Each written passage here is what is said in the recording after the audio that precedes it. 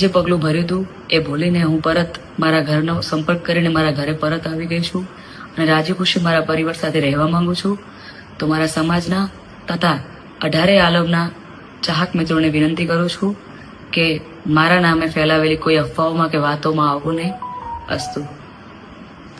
તો નમસ્કાર મિત્રો, સ્વાગત છે તમારું અમારી યુટ્યુબ ચેનલની અંદર. ને મિત્રો, તમને બધાને ખબર જ હશે કે થોડાક દિવસોથી જે મિત્રો કિંજલબેન રબારીને લઈને મિત્રો વિવાદ ચાલી રહ્યો હતો, ત્યારબાદ મિત્રો વાત કરવામાં આવે તો હવે એ વિવાદ આખરે મિત્રો શાંત થઈ ગયો છે. ને ત્યારબાદ મિત્રો વાત કરવામાં આવે તો કિંજલબેન રબારીએ જે મિત્રો એમના સોશિયલ મીડિયા એકાઉન્ટ ઉપર ગઈકાલે રાત્રે એક મિત્રો વિડીયો પોસ્ટ કર્યો હતો. અને સાથે સાથે મિત્રો વાત કરવામાં આવે તો એની અંદર કિંજલબેન રબારીએ જે મિત્રો ઘરે પહોંચતાની સાથે જ મિત્રો એક મોટો ખુલાસો કર્યો હતો.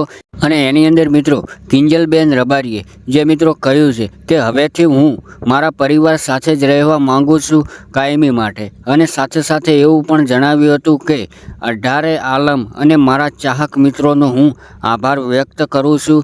અને સાથે સાથે મિત્રો વાત કરવામાં આવે તો કિંજલબેન રબારી જે થોડાક દિવસો પહેલાં કોઈ અશોક ચૌધરી નામના વ્યક્તિ સાથે પ્રેમના લગ્ન કરી લીધા હતા. અને ત્યારબાદ મિત્રો વાત કરવામાં આવે તો કિંજલબેન રબારીને લઈને સોશિયલ મીડિયાની અંદર ઘણા બધા એવા વિડીયો વાયરલ થઈ રહ્યા હતા. અને સાથે સાથે મિત્રો વાત કરવામાં આવે તો એ સમગ્ર વિવાદ 2 દિવસ ચાલ્યો હતો. અને ત્યારબાદ મિત્રો રબારી સમાજ જે ભારે રોષમાં ભરાયો હતો, કારણ કે મિત્રો રબારી સમાજની પ્રખ્યાત એવી સિંગર કિંજલબેન રબારી જે અશોક ચૌધરી નામના વ્યક્તિ સાથે લગ્ન કરી લેતા સમગ્ર રબારી સમાજની અંદર એક વિવાદ વકર્યો હતો. અને ત્યારબાદ મિત્રો વાત કરવામાં આવે તો રબારી સમાજના આગેવાન એવા ઠાકરસિંહ રબારી અને રબારી સમાજના યુવાનો જે મિત્રો સાથે મળીને આ દીકરીને પાછી લાવી હતી. અને ત્યારબાદ ઘરે આવતાની સાથે જ કિંજલબેન રબારીએ એક એમના ઇન્સ્ટાગ્રામ એકાઉન્ટની અંદર વિડીયો પોસ્ટ કર્યો હતો.